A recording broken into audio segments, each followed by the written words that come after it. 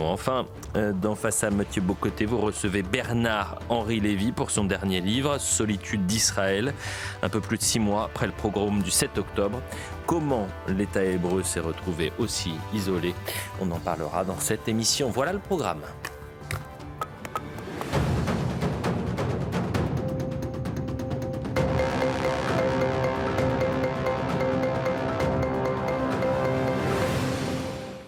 Quasiment 19h30 sur CNews pour la suite de Face à Mathieu Bocoté, toujours avec Mathieu et Arthur de Vatrigan. Et nous recevons Bernard-Henri Lévy. Merci d'être avec nous, Bernard-Henri Lévy. Cher Mathieu, pourquoi avoir invité ce soir Bernard-Henri Lévy? Parce que Solitude d'Israël est un très beau livre. C'est un très beau livre. Et quelquefois, quand on connaît un auteur, on perd l'habitude de le lire vraiment. On croit savoir à l'avance ce qu'il dira. Et là, on est devant un ouvrage courageux dans les circonstances, un ouvrage qui nous invite à penser la question d'Israël à la fois sur le plan politique et métaphysique. Donc, c'est l'occasion d'en parler. Bernard-Henri Lévy, bonsoir. Bonsoir. Alors, et puisque j'ai apprécié le livre, je commencerai par quelques désaccords. Solitude d'Israël, je vous lis. Et je me dis, il y a un paradoxe, peut-être pas une contradiction, mais est-ce qu'Israël est aussi seul que vous le croyez? Parce que vous mentionnez dans l'ouvrage qu'Israël a des alliés en Europe, dans des partis que vous n'appréciez pas nécessairement. Est-ce qu'Israël, finalement, n'est pas seul, mais vous vous désolez des amis qui accompagnent Israël aujourd'hui? Non, attendez, je dis deux choses. D'abord que quand on est aussi vulnérable qu'Israël, en effet, on prend les mains qui se tendent. Et puis je dis par ailleurs qu'il y a des amis dont je me méfie, contre lesquels je mets en garde. Ceux auxquels vous pensez, oui. Viktor Orban en Hongrie ou le Rassemblement national en France, je pense que ce sont des amitiés dont il faut se défier, qui ne sont pas fondées sur ce qui fait vraiment l'amitié, c'est-à-dire l'amour profond de l'autre, la connaissance de l'autre et des raisons positives. Parce qu'être ami d'Israël, parce qu'on déteste encore plus, par exemple, les Arabes, ça ne suffit pas à être un véritable ami d'Israël. Alors, vous prêtez les motifs peu nobles à ceux dont vous parlez, mais on pourrait dire être ami d'Israël parce qu'il y a un sentiment d'une communauté de civilisation. Par exemple, Israël représente la démocratie libérale, l'Occident, donc c'est une manière, on pourrait dire, laïque d'en parler, mais des gens qui sont effectivement populistes ou nationalistes en Europe, appelez ça comme vous le souhaitez, mais qui, par rapport à Israël, se tournent vers là et disent « nous sommes dans la même civilisation ». C'est une amitié qui est peut-être pas métaphysiquement à la hauteur de ce que vous exigeriez, mais qui est légitime. Mais même politiquement, on parlait tout à l'heure de la Hongrie, de Viktor Orban. Il se trouve que je le connais, que j'ai même évoqué ces sujets avec lui. Un homme qui, dans le même geste, peut dire « je suis dans la même civilisation qu'Israël », dans la même conversation, et par ailleurs, je défends la mémoire du régent Horthy, qui était le Pétain hongrois, qui a participé à la déportation des 400 000 juifs hongrois en 1943. Avouez que c'est quand même, ou vous ne l'avouerez peut-être pas, mais il y a quand même là un paradoxe de taille. On ne peut pas dire tout et le contraire de tout, vous voyez ? Alors, c'était le point de départ sur le paradoxe. Cela dit, vous parlez de solitude d'Israël. Qu'entendez-vous par solitude aujourd'hui? Une solitude est-elle métaphysique? Est-elle politique? Non. Qu'entendez-vous par solitude? Non, elle est politique. C'est cette désapprobation, cette théologie de la réprobation dont Israël est victime partout dans le monde.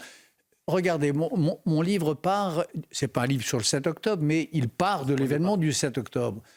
Immédiatement après cet événement tout de même énorme et monstrueux, on a assisté un très bref laps de temps à une solidarité avec Israël et aussitôt après, comme une espèce d'effacement de cette solidarité, d'effacement de l'événement lui-même et au contraire des manifestations d'une violence insensée contre Israël. Et chez les alliés d'Israël, des appels à la retenue ou à l'inaction qui là aussi n'était pas... Encore une fois, chez les alliés que vous souhaiteriez avoir les plus fervents pour Israël. Attendez, chez les alliés... Je pense aux gouvernements occidentaux, pas aux populistes. Je parle, il n'y a pas que souhaiter ou pas souhaiter, je parle des alliés réels, les États-Unis d'Amérique, qui d'une main reconnaissent le droit d'Israël à se défendre, il ne manquerait plus qu'ils ne le reconnaissent pas, et qui de l'autre main l'invitent à un cessez-le-feu définitif, l'invitent à pactiser avec le Hamas et donc à faire une espèce de compromis avec ceux-là même qui ont éventré les femmes, les hommes des kibboutz de Kfar Aza et de Be'eri. Alors, comment expliquez-vous cette solitude aujourd'hui? Comment expliquez-vous le fait que les alliés d'Israël s'en détachent ou à tout le moins ne font pas preuve de solidarité dans l'épreuve? Ben, je ne sais pas, c'est le fruit, Moi, vous savez, je suis de ceux qui disent, je le dis depuis 1982. Depuis 1982, dans un livre qui s'appelait Questions de principe, j'ai écrit que la seule forme moderne possible d'antisémitisme, c'est l'antisionisme. C'est la haine d'Israël ou tout simplement sa délégitimation. Voilà. Ben, je crois qu'on en est là. On est au pic de cette délégitimation qui a commencé très tôt, qui a commencé en vérité dès la naissance d'Israël. En vrai, dès 1948, il y a eu un vent de colère et de négation qui a soufflé sur le monde entier, malgré évidemment le vote des Nations Unies, ainsi de suite. Et aujourd'hui, pour vous, c'est l'idée même d'Israël qui est contestée dans le monde occidental, ou peut-être, pour être plus précis, dans certaines catégories idéologiques ou politiques du monde occidental? Vous savez, les fameux pamphlets interdits de Céline, de l'école des cadavres, les beaux draps et Bagatelle pour un massacre, faisaient au fond aux Juifs de l'époque un grand reproche. Enfin, il y en avait d'autres, mais le reproche clé, c'était d'être des fauteurs de guerre, d'être le plus grand danger possible pour la paix du monde, pour tout ça. C'était ça. Eh bien, souvent, quand j'écoute les plus modérés de ces anti-israéliens, ceux qui ne sont pas animés par l'espèce de rage folle qu'on voit en ce moment à Columbia, c'est le même argument.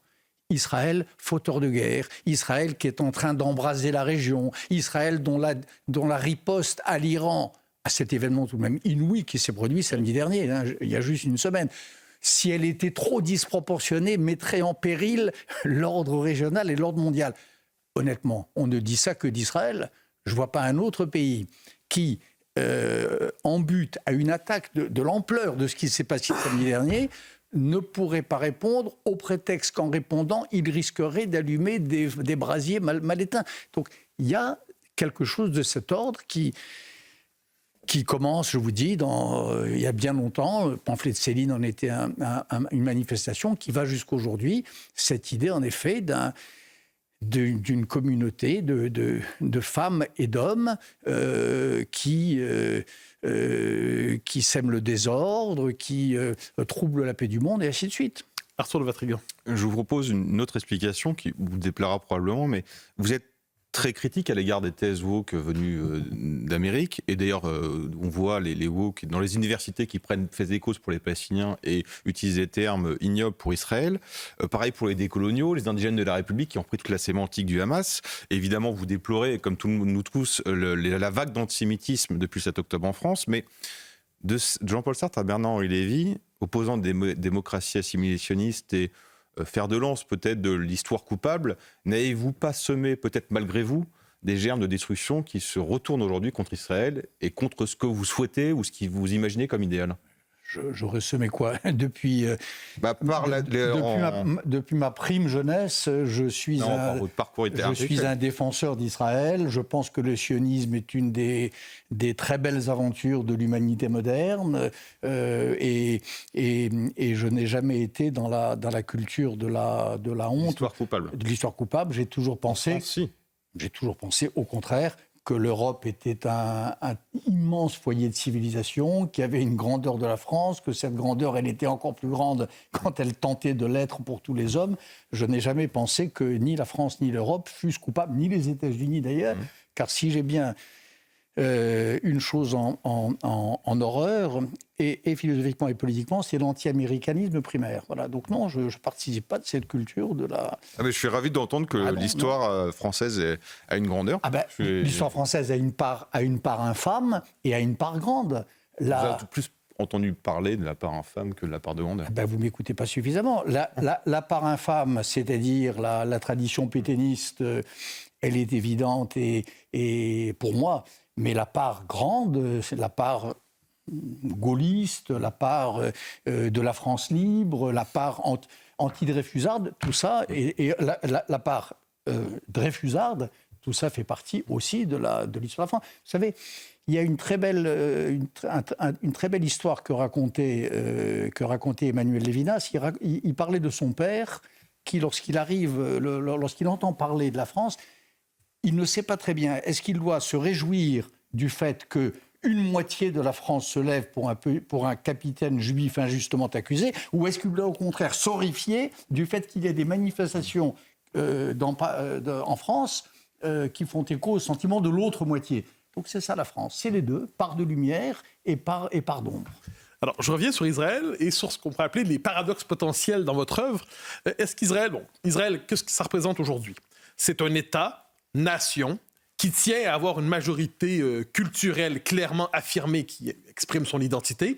Les Juifs redoutent encore d'être mis en minorité dans leur propre pays, qui réclament le droit de se défendre, donc le primat de la souveraineté nationale, contre quelquefois les sermonneurs au nom du droit international qui voudraient, vous l'avez dit, limiter la défense alors que le pays est attaqué dans ses intérêts existentiels.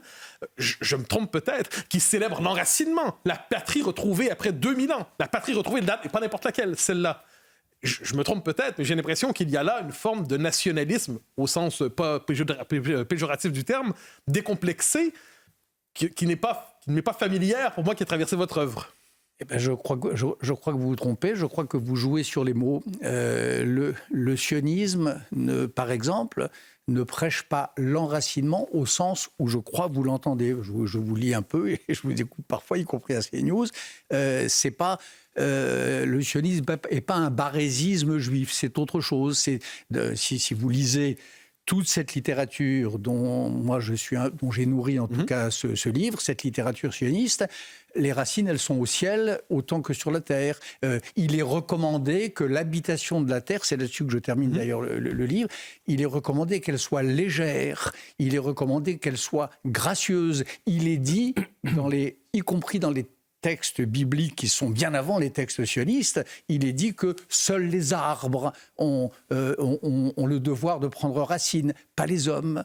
Il y a dans l'expérience d'Israël un mélange, dans l'habitation de la terre israélienne, un mélange d'appartenance et d'étrangeté, par exemple, qui est assez étrangère au nationalisme tel que j'ai l'impression que vous l'évoquez. Alors, je poserai la question autrement. Imaginons que dans un scénario catastrophique, mais qui n'est pas inimaginable, qui habite une partie de la conscience israélienne, que les Juifs deviennent minoritaires en Israël. Est-ce qu'Israël serait encore Israël? Non, bien sûr que non. Israël, le projet politique, le projet citoyen et le projet national d'Israël, c'est de faire qu'il y ait quelque part sur la Terre, même si c'est 1/1000e de la planète, où les rescapés de la Shoah, les enfants et les petits-enfants des rescapés de la Shoah, est un lieu sûr. Donc, en effet, les Juifs, s'il n'y avait pas... c'est au cœur, ça, de l'existence d'Israël. Mais justement, alors, vous évoquez les deux sources, on pourrait dire, de légitimité d'Israël. Donc, vous évoquez évidemment la Shoah, mais aussi le fait que le sionisme est antérieur à la Shoah. Le sionisme n'a pas attendu la Shoah pour dire « nous voulons, pour le peuple juif, son propre État ». Est-ce que pour vous, ces deux sources sont légitimes, surtout dans le contexte présent? Mais ces deux sources sont totalement légitimes, et la Shoah est la forme monstrueuse et extrême d'un antisémitisme qui est bien plus ancien que cela, y compris en France. Je raconte dans le livre cette longue histoire de l'antisémitisme français, de l'antisémitisme européen, ces errances des Juifs ballottés, quittant rançonnés, quittant la France, partant sur les routes d'Allemagne où ils sont à nouveau pogromisés, revenus en France, et ainsi de suite. Donc, Israël, c'est une réponse à toute cette histoire-là, l'histoire de cette... Les Juifs, qu'on le veuille ou non, c'est le plus vieux peuple persécuté du monde, le plus anciennement persécuté. Voilà. À ce peuple-là, le monde a fini par reconnaître un petit lambeau de terre, une petite bande de terre, c'est-à-dire Israël, où il est chez lui. Vous arrive-t-il de craindre qu'Israël disparaisse véritablement? Oui, bien sûr. Ça m'arrive en ce moment. C'est-à-dire que cette nouvelle guerre-là, et j'en ai vu des guerres d'Israël, et j'en ai couvert d'ailleurs pour des journaux, cette guerre-là me semble en effet proprement existentielle. Parce que le Hamas, bien sûr, mais tout ce qu'il y a autour du Hamas, c'est-à-dire l'Iran, c'est-à-dire la Russie, c'est-à-dire le Qatar, c'est-à-dire la Turquie. Quand je vois toutes ces forces qui se mettent en ordre autour du Hamas avec une idée, c'est que le Hamas, c'est un mouvement de résistance, avec un préjugé, c'est que... toutes les modalités sont possibles dès lors que l'on voudrait en finir avec l'oppression, entre guillemets, des Palestiniens. Quand je vois tout ça se mettre en ordre autour d'Israël, je me dis qu'en effet, il y a quelque chose de l'ordre de la menace existentielle qui pèse, oui, bien sûr. Arthur de Vatrigan. Je reviens sur ce que vous avez dit au début sur le Rassemblement national, mais pour revenir sur votre livre. Vous avez dit, bon, je me méfie de ces amis-là ou de ces nouveaux amis. Partons du principe que, ok, ce ne sont pas vos amis, mais allons plus loin qu'ils soutiennent Israël parce qu'en fait, ils n'aiment pas les Arabes. Peut-être que on a tous un ennemi commun qui est l'islam radical dont vous évoquez dans votre livre justement un passé un peu oublié, le grand moufti de Jérusalem, la participation avec les SS. Finalement, le combat d'un ennemi commun peut dépasser certaines inimitiés. Oui, mais il y a plusieurs ennemis communs. Par exemple, aujourd'hui, il y en a un deuxième, c'est la Russie de Poutine. C'est la Russie néo-orthodoxe et néo-tsariste poutinienne. Donc, moi, je suis prêt à considérer une amitié dès lors qu'on me dirait en effet qu'il y a les deux. Et d'autant plus qu'ils sont alliés, puisque comme ça ne vous a pas échappé, l'allié le plus solide aujourd'hui de l'Iran est l'endroit du monde, le grand pays en tout cas où les gens du Hamas ont été reçus avant et après le 7 octobre, c'est Moscou, c'est la Russie. Donc, est-ce qu'on est d'accord pour dire qu'il y a deux ennemis ? Sauf que je n'ai pas vu de terroristes russes tuer des Français. J'ai vu des terroristes islamistes, d'islam radical, et donc... Bien entendu, mais moi j'ai vu un pays ami, une nation sœur de la France, qui est l'Ukraine, bombardée sans raison du jour. Vous savez, c'est à ça que j'ai passé les 2 dernières années. Avant d'écrire ce livre sur Israël, j'ai passé les 2 dernières années à tourner des films sur la guerre en Ukraine, sur la guerre sauvage, immotivée, tout à fait neuve d'ailleurs dans sa modalité d'apparition, livrée par la Russie à l'Ukraine. Alors, en effet, c'est pas la France, mais l'Ukraine, est-ce que c'est ou non une nation sœur de la France ? À tous égards, je le pense. Alors, restons en France pour un instant. L'apparition d'une figure, on a vu la France insoumise qui a pris un positionnement très singulier depuis quelques mois. L'apparition d'une figure comme Rima Hassan dans le débat public, dont on parle beaucoup ces derniers temps, que vous inspire-t-elle ?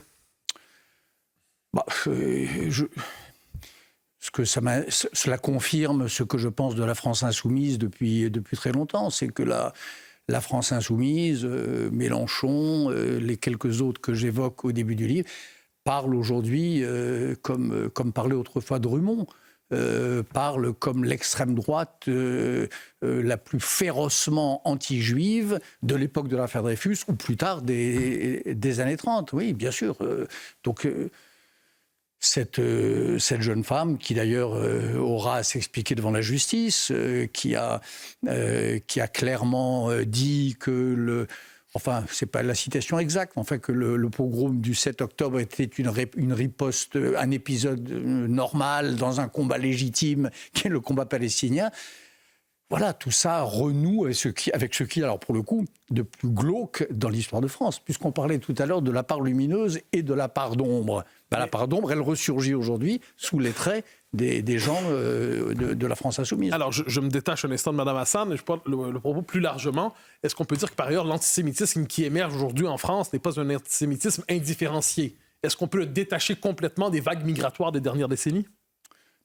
Oui, je ne crois pas qu'il ait à voir avec les vagues migratoires, parce que parmi les migrants, donc, il y a heureusement une immense majorité de gens qui sont de bons citoyens, de bons républicains. Ce qui va de soi, mais c'est plus marqué dans certains quartiers. On le trouve davantage, on pourrait dire, en Seine-Saint-Denis quelquefois qu'à Versailles. Disons ça comme ça. On peut dire ça, bien sûr, mais ça a à voir, non pas avec les migrants, avec les flux migratoires, ça a à voir avec les territoires perdus de la République, comme disait M. Bensoussan. Voilà, ça a à voir avec aussi la longue histoire des défaillances républicaines de la France. Il nous reste 1 minute 30 environ. Je voudrais une question sur ce qu'on pourrait appeler la part métaphysique de votre ouvrage qui est présente. Vous défendez politiquement Israël, vous défendez son droit à se défendre, vous défendez son histoire propre, mais vous défendez aussi au cœur de l'identité juive et même d'Israël, il y a une charge métaphysique. Il y a une forme de message universel qui interpelle les autres peuples. Comment le présenteriez-vous? Oui, comment le présenter ce que mon maître Emmanuel Lévinas appelait l'humanisme de l'autre homme, l'universalisme de cette manière de penser l'autre, du rapport à l'altérité. C'est le refus de considérer les misérables, comme disait Victor Hugo, comme des ennemis, le souci des affamés, des assoiffés ou des damnés de la terre. Tout ça est au cœur du message juif au sens métaphysique, tel que je l'entends à la fin du livre, dans le passage que vous évoquez, qui s'appelle « Si je t'oublie, âme juive ». Je pense qu'en effet, les Juifs d'aujourd'hui et les amis des Juifs et les amis d'Israël ne doivent oublier ni Jérusalem, ni cette belle profondeur, cette belle lumière de l'âme juive. Un grand merci Bernard-Henri Lévy. Merci. L'occasion pour cette fin d'émission de penser aux otages franco-israéliens, Ohad Ofer et Orion, qui sont toujours détenus depuis plus de 6 mois, et ainsi que les 130 otages aux mains des terroristes du Hamas. Merci à tous les 3. Merci. L'info se poursuit sur CNews. Dans un instant, ce sera l'heure des pros. Et on va commencer avec une actualité. Vous savez qu'il y a un maire à côté de Lyon qui a décidé de jeter l'éponge, qui a démissionné. Ça faisait 10 ans qu'il était maire. Il a été victime ces derniers mois et ces dernières années d'antisémitisme. Et il a dit « j'en peux plus, je lâche ». Et donc on va commencer avec cette actualité-là. À tout de suite.